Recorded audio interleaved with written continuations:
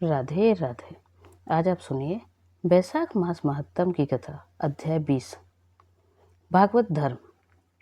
शिकारी ने कहा, भगवान ने हजारों करोड़ों जीवों की रचना क्यों की? वे विभिन्न कार्यों, विविध मार्गों और उद्देश्यों में लगे हुए दिखाई देते हैं। वे शाश्वत हैं, वे एक ही स्वरूप में नहीं है। हे अत्यंत बुद्धिमान, ऐसा क्यों है? कृपया मुझे सत्यपूर्वक सब कुछ विस्तार से समझाइए। मैं आपसे अत्यंत निवेदन करता हूँ। शंख ने कहा, वास्तव में जीव समूह में के 3 प्रकार हैं, जिनमें रजस, सत्व और तमस गुण हैं। रजस वाले राजस गतिविधियां करते हैं, तमस वाले तामस गतिविधियां करते हैं और सत्व वाले सात्विक गतिविधियां करते हैं।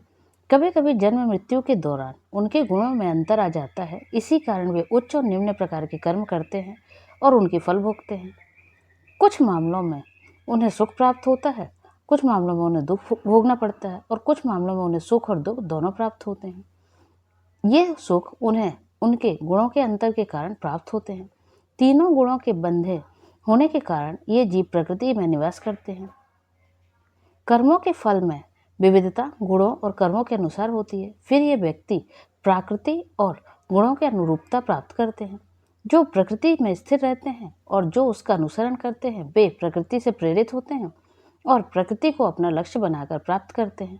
प्रकृति के विरोध का कोई प्रश्न ही नहीं उठता। तामस अधिकतर पीड़ा और कष्ट भोगते हैं। उनके कार्य और गतिविधियां सदा तामस से प्रेरित होती हैं। वे निर्दयी और क्रूर होते हैं। वे केवल घृणा से प्रेरित होकर संसार में जीवन व्यतीत करते हैं। राक्षस से लेकर पिशाच तक के सभी प्राणी तामस देह प्राप्ति करते हैं। रजस गुण प्रधान प्राणियों का स्वभाव मिश्रित होता है। वे पाप और पुण्य कर्म दोनों करते हैं। पुण्य कर्मों के फलस्वरूप उन्हें स्वर्ग प्राप्त होता है। पापों के कारण उन्हें कुछ स्थानों पर कष्ट भोगने पड़ते हैं। अतः हे दुर्भाग्यशाली प्राणी, बार बार इस संसार में आते जाते रहते हैं। पुण्य कर्म करने के अवस्थ दयालु, निष्ठावान और ईर्ष्या रहित व्यक्ति सात्विक कहलाते हैं। वे सत्व प्रकार के कार्यों का निरंतर अनुसरण करते हैं। महान, पराक्रमी और अशुद्धियों से रहित व्यक्ति जब गुण दूर हो जाते हैं तो ऊपर की ओर जाते हैं। इस प्रकार विभिन्न गतिविधियों में अलग अलग भावनाएं और अलग अलग तरीके होते हैं। भगवान विष्णु उन्हें अपने अंतर्निहित गुणों और कर्मों के अनुसार कार्य करने के लिए प्रेरित करते हैं, ताकि वे अपना स्वरूप प्राप्त कर सकें। चूँकि विष्णु पूर्ण काम है, इसलिए उनमें ना तो वैषम्य है और ना ही नैर घृण्य है। वे निष्पक्ष रूप से सृष्टि, पालन और संहार का कार्य करते हैं। उन सभी को अपने अपने गुणों के अनुसार अपने कर्मों का फल प्राप्त होता है। एक बादल बगीचे में लगे सभी पेड़ों का पर समान रूप से वर्षा करता है, उसी प्रकार एक नहर सभी पेड़ों को एक समान जल प्रदान करती है। इसलिए हम बगीचे के मालिक पर किसी भी प्रकार से पक्षपात या निर्दयता का आरोप नहीं लगा सकते। शिकारी ने पूछा, हे ऋषि, इन व्यक्तियों का उद्धार कब होगा जिन्होंने अपने कर्मों का पूर्ण फल भोग लिया है? क्या यह सृष्टि के समय होगा या स्थापित व्यवस्था के विनाश के समय, या यह सृष्टि और विनाश के मिलन बिंदु पर या स्थिर अवस्था के दौरान होगा? हे ब्राह्मण, इसका विस्तार पूर्वक वर्णन कीजिए और मुझे भगवान की गतिविधियों के बारे में बताइए। शंख ने कहा, 4 युगों के 1000 समुच्चय मिलाकर ब्रह्मा का एक दिन कहलाते हैं। उनकी एक रात भी होती है, जिसकी अवधि भी उतनी ही होती है। दिन और रात मिलाकर एक पूरा दिन बनाते हैं। ऐसे 15 पूरे दिन मिलाकर एक पक्ष बनाते हैं। एक महीना ऐसे 2 पक्षों से मिलकर बनता है। 2 महीने को एक ऋतु कहते हैं और ऐसे 3 ऋतु मिलकर एक अयन बनाते हैं। 2 अयन मिलकर एक वत्सर मतलब वर्ष बनाते हैं। यदि ऐसे 100 वर्ष बीत जाएं तो उसे ब्रह्मा का एक कल्प कहा जाता है। वेदों के जानकारों की राय के अनुसार प्रलय की अवधि उतनी ही होती है जितनी ब्रह्मा कल्प की। प्रलय 3 प्रकार का होता है। मानव जब किसी मनुष्य का काल पूरा हो जाता है, दैनंदिनी यानी ब्रह्मा के दिन के अंत में घटित होने वाला ब्रह्मा प्रलय, जो ब्रह्मा के देहांत होने पर घटित होता है। मनु का प्रलय ब्रह्मा के मूर्त में के अंत में होता है। जब 14 ऐसे प्रलय उचित क्रम में होते हैं तो उसे दैनंदिनी लय कहते हैं। अब मैं प्रलय के दौरान की स्थिति का वर्णन करूंगा। मनवंतर में के बाद केवल 3 लोक नष्ट होते हैं, अन्य लोक नष्ट नहीं होते। केवल सजीव प्राणी ही नष्ट होते हैं। आकाश जल से भर जाता है। मनवंतर समाप्त होने और दूसरे मनवंतर के प्रारंभ होने पर सजीव प्राणी पुनः जन्म लेते हैं। हे शिकारी, दैनंदिनी लय के दौरान सब कुछ नष्ट हो जाता है। जब 4 मुख वाले भगवान सो रहे होते हैं तो सत्यलोक को छोड़कर सभी लोग अपने अधिष्ठ दाताओं देवताओं सहित नष्ट हो जाते हैं। सजीव प्राणों तत्वों सहित नष्ट हो जाते हैं। सभी निर्जीव प्राणी भी नष्ट हो जाते हैं। तत्वों के अधिष्ठाता देवता और कुछ ऋषि इस वर्णन से बाहर हैं। सत्यलोक में स्थापित सभी देवता सो रहे हैं। वे कल्प के अंत में तक सोते रहते हैं। वे इंद्रियों के प्रभाव से परे हैं। फिर रात के अंत में ब्रह्मा पहले ही तरह सब कुछ सृजित करते हैं। वे ऋषियों, देवताओं, पितरों, लोकों, धर्मों और विभिन्न जातियों को अलग अलग सृजित करते हैं। फिर से चक्र धारण करने वाले भगवान विष्णु के 10 अवतार घटित होते हैं। ये सभी अपरिवर्तनीय रूप से सृजित होते हैं। देवता और ऋषि सरस्वती ब्रह्मा के कल्प के अंत तक जीवित रहते हैं। वे पुनर्जन्म लेते हैं और ब्रह्मा के साथ मोक्ष प्राप्त करते हैं। धर्मात्मा और आदरणीय राजा, सिद्धि प्राप्त व्यक्ति, सर्वोच्च अवस्था प्राप्त व्यक्ति और सत्यलोक में विराजमान व्यक्ति उनके साथ विचरण करते हैं। उस समूह के लोग फिर से जन्म लेते हैं और अपने अपने नामों के साथ विभिन्न गोत्रों में जन्म लेते हैं। वे श्रुतियों का पालन करते हैं। वे सदा अपने विभिन्न कार्यों में लगे रहते हैं। कलयुग के अंत में समस्त दैत्यों का मोक्ष होता है। जिनका निवास स्थान नरक है, वे काली के साथ अपने लक्ष्य को प्राप्त करते हैं। जो अपने समूह में स्थापित है और अन्य जिनके नाम उनके जैसे ही हैं, वे अपने कर्मों के अनुसार पुनर्जन्म लेते हैं और फिर अपने अपने कर्तव्यों का पालन करते हैं। अब मैं ब्रह्मा सहित सभी देवताओं की सृष्टि और मोक्ष का समय बताऊंगा। ध्यानपूर्वक सुनिए। देवताओं के स्वामी की एक पलक झपकना ब्रह्मा के एक कल्प के बराबर माना जाता है। इसके अंत में देवों के मुकुट रत्न भगवान की आंखें खुलती हैं। पलक झपकाने के अंत में उन्हें अपने गर्भ में विद्यमान संसारों की रचना करने की इच्छा होती है। तब वे अपने गर्भ में विद्यमान जीवों के अनेक समूहों पर दृष्टि डालते हैं। उन जीवों का जो सृजन के योग्य है, जो मुक्त हैं, और वे सभी जो लिंग भंग से गुजर चुके हैं, जो सो रहे हैं, जो सभी मार्ग पर हैं, जो सभी अंधकार में डूबे हुए हैं, जिन्होंने ब्रह्मा से शुरू होकर मनु पर समाप्त होने वाले पिछले कल्प के में सूक्ष्म शरीर में विखंडन का सामना किया है। व्यक्तिगत आत्माएं, जीवित मुक्त आत्माएं जिन्होंने मुक्ति प्राप्त कर ली है, जो ब्रह्मा से शुरू होकर मनु पर समाप्त होने वाले पिछले कल्प में मुक्त हुए थे, वे विष्णु के गर्भ में ही रहते हैं, अभी भी ध्यान में लीन हैं। आंखें खुलने की अवधि के पूर्वार्ध में भगवान 4 रूपों को धारण करते हैं। पूर्व संचित अच्छे गुणों के आधार पर वे ब्रह्मा को वासुदेव के माध्यम से सायुज्य प्रकार का मोक्ष प्रदान करते हैं, जो व्यूह का एक रूप है। इसके बाद वे सत्य से अवगत श्रेष्ठ आत्माओं को सायुज्य वरदान प्राप्त करते हैं। फिर भगवान कुछ को सारूप्य, कुछ को समीप्य और कुछ को सालोक्य वरदान प्रदान करते हैं। इसके बाद भगवान जनार्दन के अनिरुद्ध के नियंत्रण में रहे सभी लोगों का अवलोकन किया। उन्हें प्रद्युम्न को सौंपकर वे सृष्टि की ओर उन्मुख हुए। संपूर्ण गुणों से परिपूर्ण 4 रूपों के माध्यम से हान में स्वयं वासुदेव से प्रारंभ करके माया, जायकृति और शांति से विवाह किया।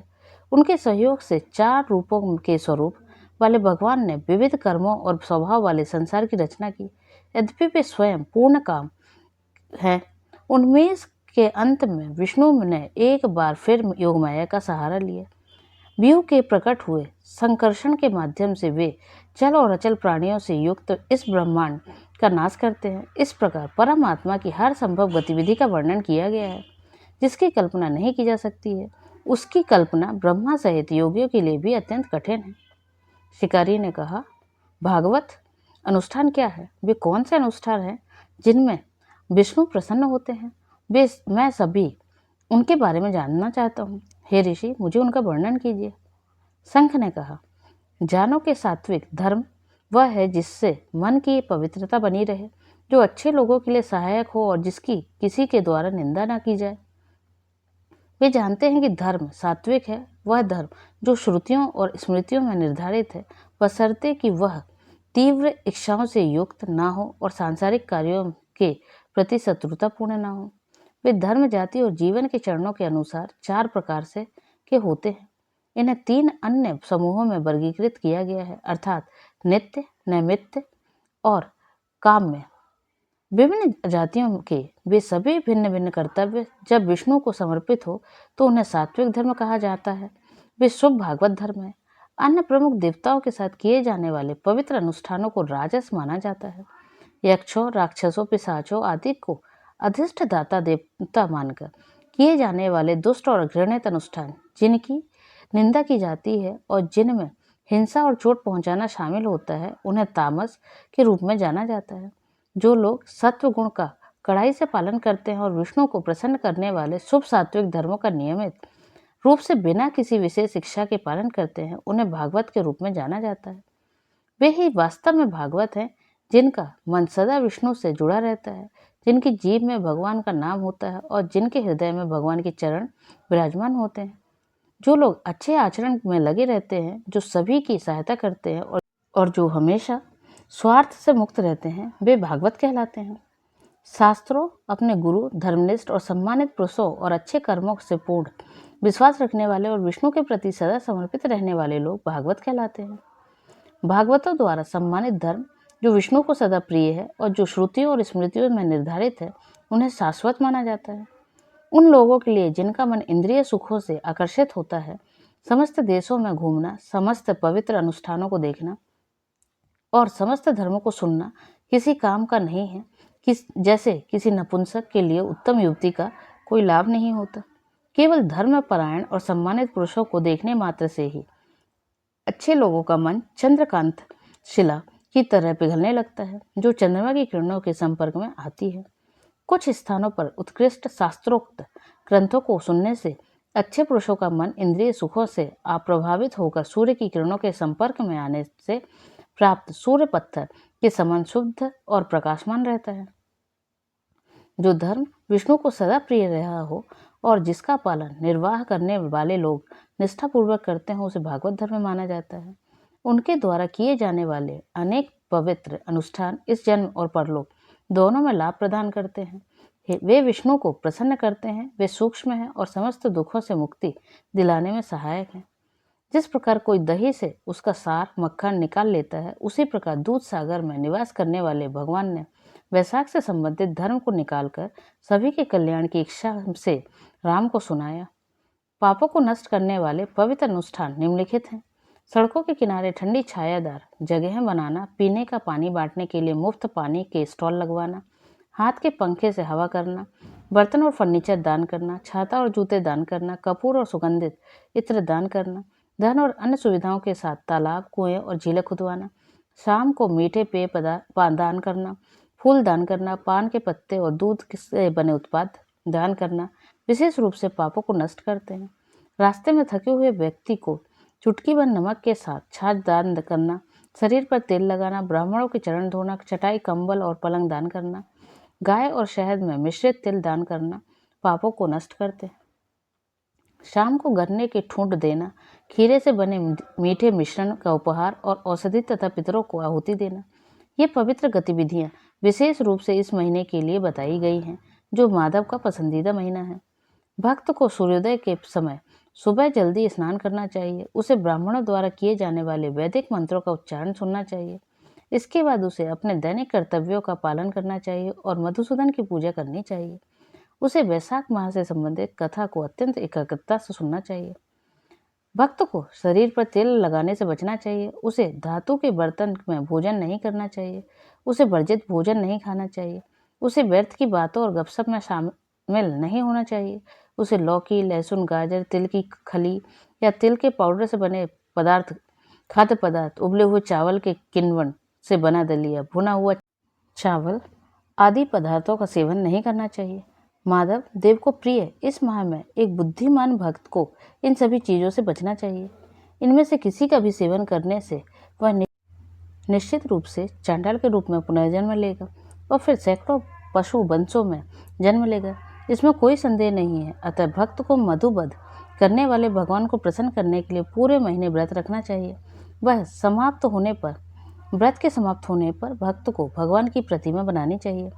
भगवान मधुसूदन की प्रतिमा को सभी आवश्यक भेंटों के साथ विधि पूर्वक पूजा करने के बाद वस्त्र, धन आदि सहित एक ब्राह्मण को दिया जाना चाहिए। वैशाख माह के शुक्ल पक्ष के 12वें दिन भक्त को पानी से भरा एक बर्तन फल, पान के पत्ते और धन दान के साथ दही चावल उत्साहपूर्वक अर्पित करते हुए कहना चाहिए, मैं यह धर्मराज को अर्पित करना चाहता हूँ, यमराज इससे प्रसन्न हो। इसे दाहिने कंधे पर धारण किए गए पवित्र धागे के साथ पिताओं और पूर्वजों के नाम और गोत्र का उच्चारण करते हुए अर्पित करना चाहिए। इस प्रकार भक्त को पूर्वजों को प्रसन्न करने के लिए दही मिला हुआ चावल अर्पित करना चाहिए। इसी प्रकार उसे गुरुओं को भी अर्पित करना चाहिए और उसके बाद विष्णु को। हे विष्णु, मैं आपको उत्तम शीतल जल और दही मिला हुआ चावल अर्पित करता हूँ। इसे एक धातु के पात्र में रखा जाता है। इसे पान के पत्तों, धन दान, खाद्य पदार्थों और फलों के साथ अर्पित किया जाता है। मैं विष्णुलोक जाना चाहता हूँ। इस भेंट करने पर के बाद उसे अपनी क्षमता के अनुसार बड़े परिवार वाले व्यक्ति को एक गाय देनी चाहिए। यदि कोई व्यक्ति इस मासिक व्रत को निष्ठापूर्वक करे तो वह अपने सभी पापों से मुक्त हो जाएगा। वह अपने परिवार की 100 पीढ़ियों का उद्धार करेगा। वह सभी जीव उसे देखते रहेंगे और वह सूर्य के क्षेत्र में से परे जाकर विष्णु के उस सर्वोच्चम धाम में पहुंच जाएगा जो योगियों के लिए भी अगम्य है। जब श्रेष्ठ ब्राह्मण विष्णु द्वारा वर्णित वैशाख के से संबंधित पवित्र अनुष्ठानों का इस प्रकार वर्णन कर रहे थे, जो शिकारी के अनुरोध पर बताए गए थे और अत्यंत उत्तम माने जाते थे, तभी उसके सामने 5 बड़ी शाखाओं वाला एक बरगद का पेड़ गिर पड़ा। उस पेड़ में से एक बहुत लंबा और क्रूर सर्प, जो खोखले में छिपा हुआ था, अपने शरीर और पापी जन्मों को त्याग कर बाहर निकला। वह वहां श्रद्धापूर्वक हाथ जोड़कर और सिर झुकाए खड़ा रहा। इति स्कंद पुराण अंतर्गत वैशाख मास महत्तम अध्याय 20 संपूर्ण।